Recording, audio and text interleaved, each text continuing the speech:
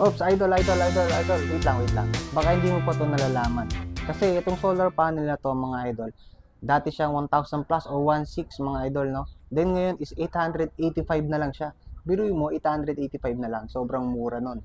Diba? Sa iba, yung solar panel is almost 2,000, 3,000 pataas. No? Then, wala pa yung free na SCC. Ito mga idol, meron na tong kasamang free na SCC. Itong solar panel na to papakita ko sa inyo. Ganito yung itsura niya. Yan po. Yan yung itsura ng solar panel mga idol, no? Dual glass mga idol, no? Tapos mono crystalline, then meron siyang mga silicone sa bawat area niya.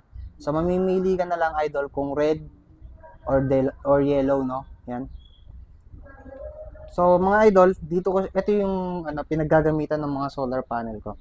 Yan, ganito. Ganyan yung itsura. Yan, dito ko siya ginagamit. Yan, no? So, idol, mag-iwan na lang ako ng link sa yellow basket natin para hindi ka mahirapang mag-check out sa solar panel na pipiliin mo, no? So, see you!